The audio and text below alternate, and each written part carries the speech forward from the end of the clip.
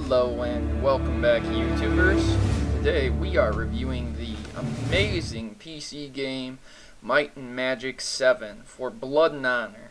This game was released by 3DO, and I first must say I apologize for the lack of volume in the background.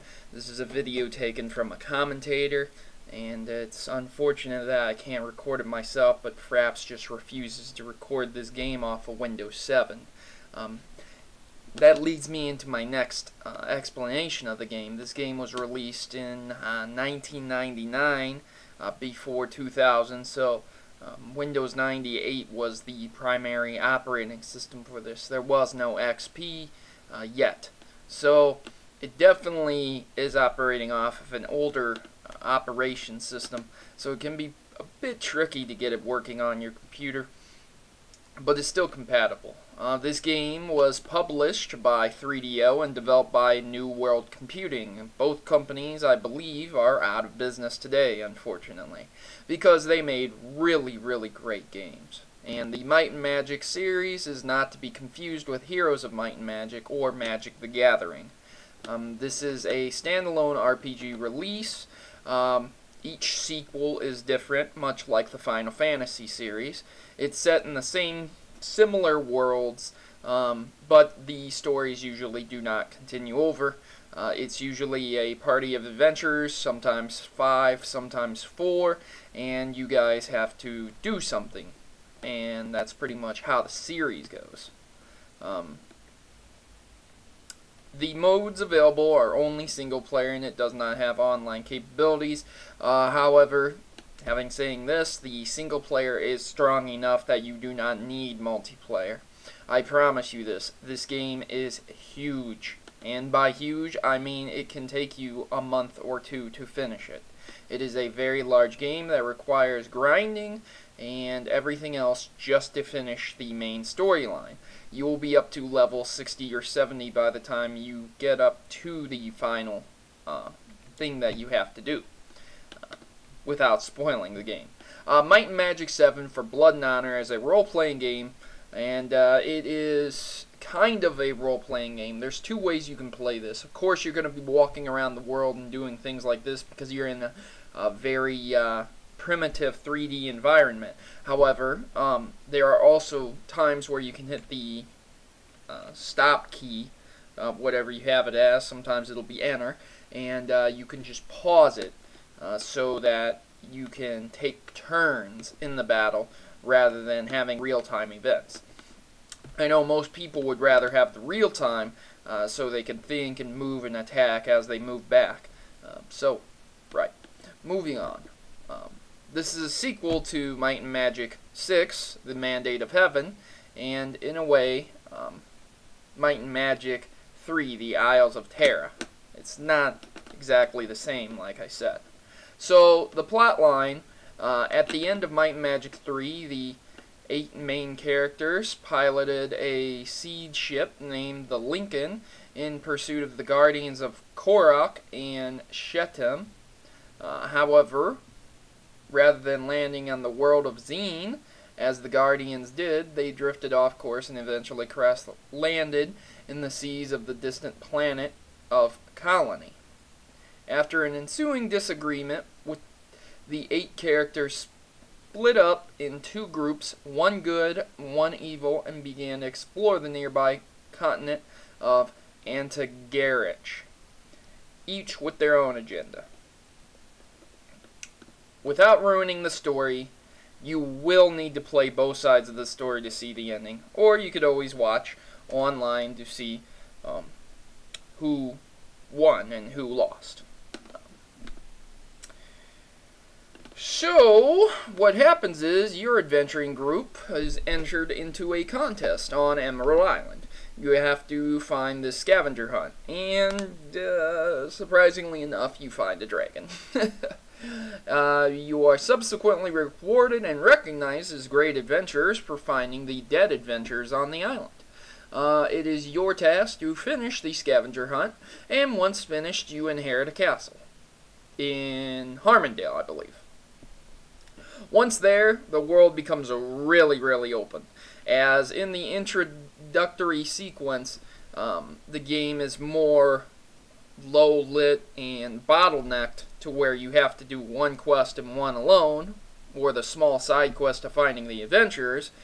This one, once you arrive in Harmondale, you have the option of going anywhere and doing anything you want. It doesn't matter if the quest is level required or not. You can take the quest at any time you want. So this game is really rough around the edges. It's not refined for new people who are just getting into the RPG genre, who have never played games like this before. This is a very, very difficult game to play, but very, very fun, very, very rewarding, and just an excellent playthrough. As I stated before, you have two sides to the adventure, the good and the light side. The good side and the light side are fairly... Oh, I'm sorry. The light side and the dark side are fairly balanced. One will give you different spells, the other one will give you different spells, and one will give you different classes, and the other one will give you different classes. For the knight, you will become a black knight on the dark side, and on the light side, you will become a champion. For the sorcerers, you will become a lich on the dark side, and you will become an archmage on the light side. So each class has its perks, and the sides don't affect how you level up your skills and your stats, but it does affect the spells that you can learn. If you go light, you will never be able to learn a dark spell. If you go dark, you will never be able to learn a light spell. However, you can find scrolls and potions that do grant you both sides spells. However, they don't get the bonuses that they would as a normal character would. As you can see, you have stats, skills, inventory, awards, and that's about it. On your adventures, you will be required to sleep, and you will be able to gain such conditions as drunkenness and insanity. Of course, there's standard conditions like weakness, paralyzed, stunned, things like that. And this game just adds its own flavor and is widely recognized as one of the best RPGs ever created. After defeating certain foes, you may cash in and find some really good items, and as you know, in any RPG game, your goal is to get the best item. This game incorporates two unique item systems, along with the quest item system, that allows you to get very, very powerful weapons in each class, much like Diablo 2. However, each class only has one variety of that weapon usually. These weapons are called relics and artifacts. One good example of this is Hermes Sandals, which gives you plus 200 speed and gives you great protection under the boots. So that's really, really good. Another one I remember was a giant sword called the Iron Feather, I think, which was a very quick two-handed sword, and it's really a good weapon.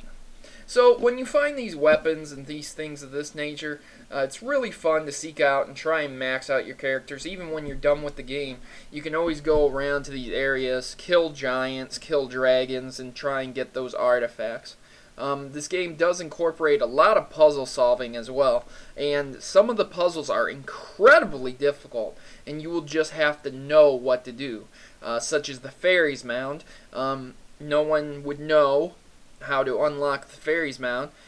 You have to circle around it 3 times counterclockwise, I believe. So it's very, very difficult to solve some of these puzzles if you don't know what you're doing.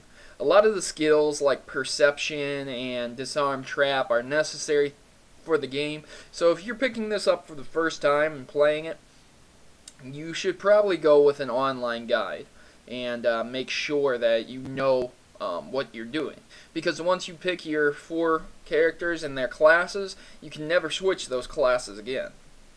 Each class has 3 class stages. You have the beginning, which is just the regular class. You have intermediate, which would be right before your decision to be good or evil. And then you have your final class, which is the end result of your choice, good or evil.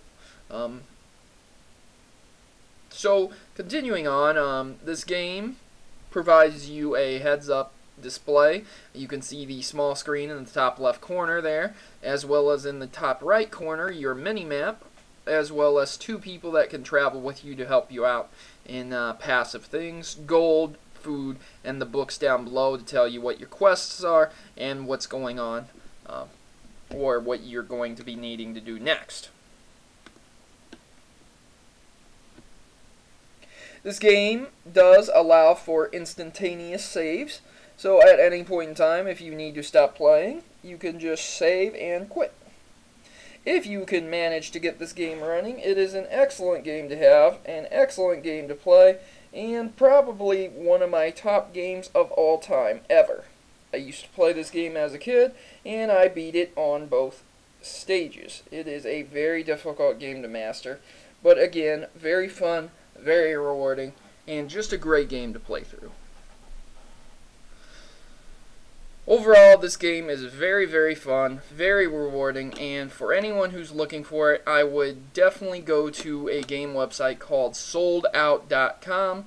That is where I reacquired a new copy of mine because my disc was quite scratched up from once I got it.